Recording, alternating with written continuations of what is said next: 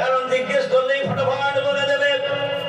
আল্লাহ তাআলা ফেরেশতাদেরকে ডাকলেন, ফেরেশতারা তোমরা এটাকে বলতে পারবে নাকি? পারে না। ওটা পারবে নাকি? পারে না। কারণ যদি তোমরা বলতে না পারো, কারণ আমার আদমকে জিজ্ঞাসা করো, আমার আদম সব খুলে দেবে। কিন্তু তোমরা একটু মনে কষ্ট করেছিলে যে আল্লাহ কেন আবার আদম বানাবে। আল্লাহ সেদিন বলেছিলেন ইন্নী আ'লামু মা লা তা'লামুন, আমি আল্লাহ যা জানি তোমাদের সেই এলেম সেই জ্ঞান তোমাদের মধ্যে নেই। সুবহানাল্লাহ।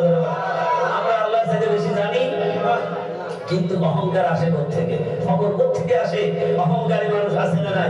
কথা বলো, আছে না নাই?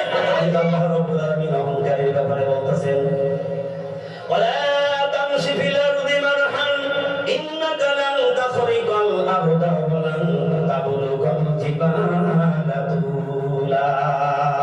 ও বান্দা, তোর যদি শক্তির বড়াই হয়, শক্তির অহংকার তোর যদি হয়ে থাকে, কারণ ও শক্তিও আমি আল্লাহ দিয়েছি। কথা বলো, যদি তোর শক্তি থাকে আমার জমিনে একটু লাথি মেরে দেখে। আল্লাহ বলতে কোরআনে, আমার জমিন পরে একটু লাথি মার, জমিন যদি শুকনা হয় তোর ঠ্যাং ভেঙে যাবে।